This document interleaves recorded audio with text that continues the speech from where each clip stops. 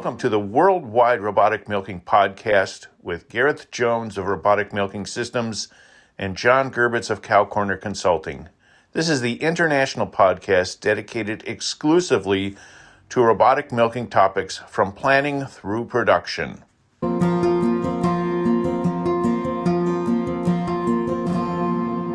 Hi, I'm Gareth Jones. We've set this up, John Gerbitz and I. I'm from the UK and John is from the US. Well, we have one thing in common. We're both passionate about robotic milking, but we come at it from slightly different angles. I have a business called Robotic Milking Systems, and I specialize in pre-purchase consultancy before someone buys a robot. And John, your side, if you'd like to say a few words now as well. So I work with people also pre-purchase, but more from a herd management perspective. So is the herd management up to speed where it needs to be for success with robotic milking? And then following up after startup with the success factors, the herd management things that contribute to success of robotic milking. And of course, my market is primarily in the US, though I do work virtually with some customers outside the US. So, Gareth, can you tell us a little bit more about maybe an example of a project that you've done for a customer? Yeah, so my Robotic Milking Systems is the name of my company. Only set it up last April. I'll come on to an example in a minute, but just to make you aware of what I do, as I said earlier, it's pre-purchase consultancy, and that's a fairly broad area as well. So I will look at the financial implications of going into robotics, maybe as opposed to a conventional milking system. We can do housing layouts. We can go right through to tender with a manufacturer. If a farmer is favouring two and he is coming down to price, we can put it out to tender so he gets the best deal. Tender is a term that is not familiar to me. Okay, so tendering in the UK is when you submit a specification for the whole project to two manufacturers, and you're then asking for their best price for that specification. Thank you. I think we would call that bidding in the US. Okay. We would submit a bid. Okay. Yeah. Interesting. So we can do that. And also, one other area we do is before somebody might have decided to buy from Lely or Bomatic, whichever company it is, and they just want me to cast an eye over the whole project, and I call that a pre-purchase appraisal. So there's sort of four packages that we offer in terms of consultancy. On top of that, I have secondhand robots for sale on the website. So people looking to buy secondhand robots can it's farmer to farmer, so they can look at that. So that's really what the business is sort of made up of, really. If you want an example of the sort of consultancy work I do, I suppose a good example was when I was involved with up in Scotland a few months ago, when the client had looked at batch milking. And we'll get into batch milking in later episodes into what's involved with that. But it's when you bring cows basically to the robots, as you would with conventional milking. And he was in a quandary as to whether to go on that route and how the finances stacked up, or should he go traditional sort of free access or guided system with voluntary milking when the robots are placed in the buildings and the cows go to the robots on their own volition. And that was a very, very interesting project to work on, because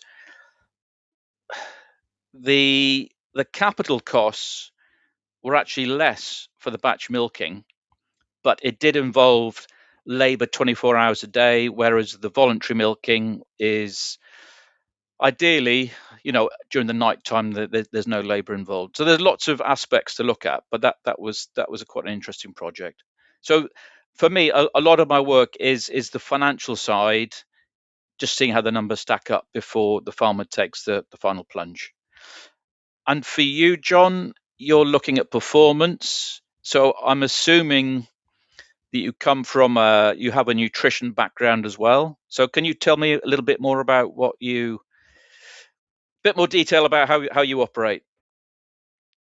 So I work more from a herd management perspective. My background is in uh, being a dairy farmer and working in AI, and then working for an equipment manufacturer. So lots of different facets of herd management, and how the repro and the cow comfort and the bunk management, all of those things fit together, and whether cows come to the robot or not. And many of my customers have a program where I am logging in once a week and pulling information from their software and sending back a report that tracks trends for cow performance and robot performance, and then visiting the farm either virtually or in person once a month to get that dialogue and know what's going on, what are the challenges, what are the next opportunities we want to try to investigate.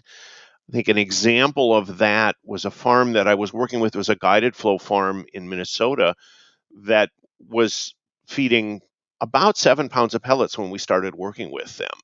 And over the course of time, we reduced that pellet feeding in the robot for various reasons.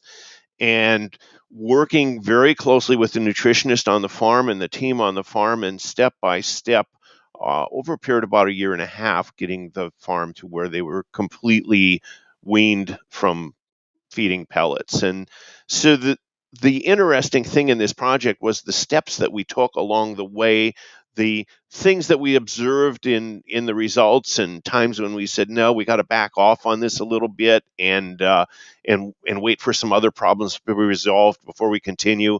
But also through the whole process, the interaction, myself, the management team on the farm, and also the nutritionist. Yeah, so I'm assuming in most situations you're working with a nutritionist. Correct. And so you mentioned in your earlier comments, you asked about my nutrition background, and I have very little nutrition background. When I was milking in a stall barn, I did use a couple of uh, public domain programs to do my own ration balancing. Looking at it in retrospect, I would have been better off to work with a nutritionist than to try to do that myself. And so, having learned that lesson, I do not come to a farm with any attempt at all to be a nutritionist. Ideally, when I make my monthly farm visit, the nutritionist is at the farm, and we're comparing notes on what he sees from a nutrition perspective and what I see from a cow behavior perspective, and then working together to make things work for the farmer.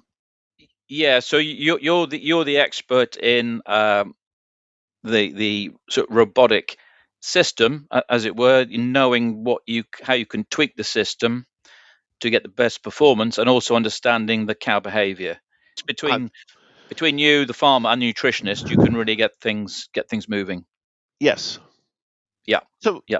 I'd like to know a little bit more about you, and particularly where you're from. I have not been to the UK, and so uh, could you share a little bit about your personal background from a geographic perspective? Yeah, of course, John. Yeah, well, I live in the land of milk and honey. It's West Wales, a little county called Pembrokeshire, is where I grew up. So this is the one thing we can do in Pembrokeshire. It rains a lot, but we can grow grass. So I was brought up next to a dairy farm. My parents weren't farming. I grew up on that farm, and yeah, it's all I ever thought of doing was getting involved with dairy farming in some way. So I went off to agricultural college, uh, and when I finished my time there, I went into the feed business for about 7 or 8 years, and that's when I'd always had this sort of interest in nutrition. I'm not a nutritionist, but I sold animal feed through sort of West Wales, and then in 2002 I fell into milking machinery really by default, and that's when robotics was just in its heyday.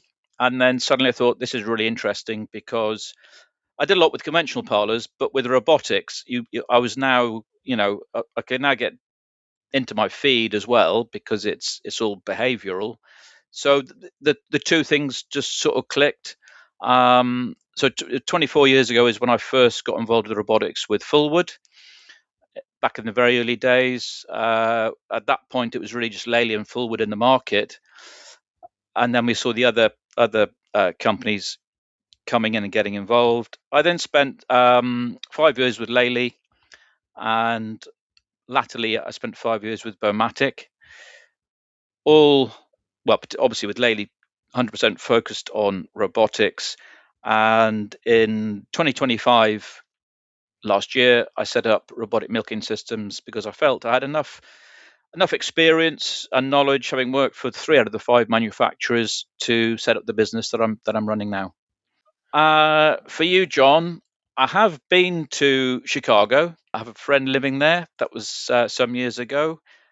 And I have just had a quick look at the map again this morning just to refresh my memory. And I was quite surprised how near the Canadian border you are. So, yeah, I know Wisconsin is a big dairy state. Is that right? That's right. Yeah. Wisconsin is known as America's Dairyland. Right. So home of World Dairy Expo and the Green Bay Packers. I'm about 20 minutes from World Dairy Expo and spent all of my life in southern Wisconsin.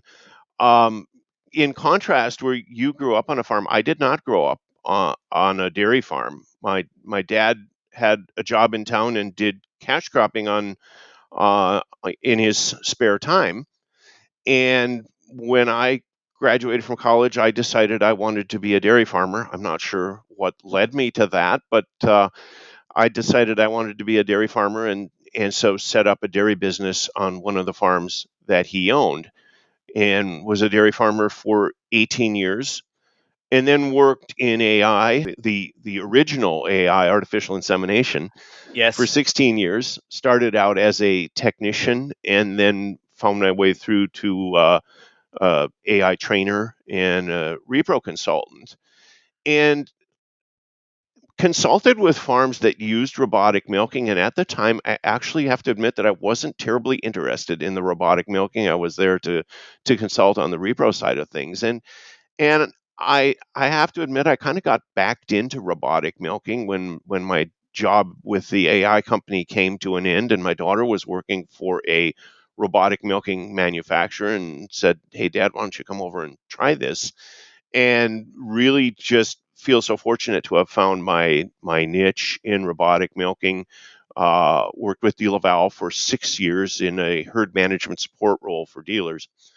And then 2.5 years ago, decided to start my own company. And I think one of the opportunities that really made me interested in doing this on my own, I've said that I felt like a pigeon consultant when I was working for the manufacturer, and this is in no way to downgrade what the manufacturers do. They know the product inside and out, and that knowledge is extremely important. But when I say pigeon consultant, I would fly in and make a mess all over everything and fly away, and you might never see me again. And so, what I wanted to do was be able to be more present on a farm and to follow up on the recommendations that I made, to help execute the recommendations, and then see them through and make adjustments as needed if something didn't work out the way it should. And so that's where Cow Corner came from, and how we got started. Okay. And in terms of the area you cover, John, what sort of how far and wide are you traveling within the US? Most of the farms that I work on in person, visiting the farms, are in Minnesota, Wisconsin, and Iowa, so in the Midwest. I do have farms outside that area that I work with virtually. There's a farm that I work with in Idaho on a regular basis virtually, and have consulted with farms from all over the US and Canada, and even a farm in Ireland on a virtual basis. Okay. Yeah. So you do quite a lot remotely as well, which is something I do as well. If it can be done, if it's a new project and you need to look around existing buildings, obviously it's not possible. But if someone just wants to run something past me in terms of the pre-purchase appraisal, well, that can normally be done remotely. Sure. So I've actually got clients as far away as the Isle of Mull in Scotland and Southern Ireland, Northern Ireland. So yeah, I'm quite broad based as well. We're getting down to the end. Maybe we could finish up with a couple of personal interest items, like hobbies that you enjoy and organizations maybe that you're involved with. Yeah. Okay. Do you want me to start? Yes, go ahead. Okay. Well, I'm quite passionate living in Wales about rugby, but we're not doing well at the moment, so that's a bit of a sore point. But yeah, I coach rugby at a junior level for about 10 years. Quite enjoy my fitness, do a bit of running still. And I've got an acre of ground attached to my house. So yeah, I like growing things, got a polytunnel, growing veg, been outside with the dog. So yeah, that's pretty much me on that side. My only exposure to rugby was when I was in college. There was a rugby club, but for myself, very involved with my church, and then also do some woodworking in my garage, and I enjoy riding my bike on the road and on trails in the area. Nice. Yeah, great. Well, if you're working hard, you need some quality time off as well. So it's important to have other interests, isn't it? Yes, Beyond robotic milking and dairy cows. it sure is. And look forward to the next episode, which I think we're going to be talking about maybe all the different systems that are possible to set up on a farm with robotic milking. Yeah, I want to thank everybody for joining us, and as you said, we'll get into where the different systems fit in our geographic areas and kind of comparing those different markets and what things look like. Thanks for joining us. Thank you. Thank you for listening to the Worldwide Robotic Milking Podcast, where Gareth Jones of Robotic Milking Systems and John Gerbitz of Cow Corner Consulting share their insights on robotic milking around the world. Join us again for the next episode, and be sure to like the show where you listen to podcasts.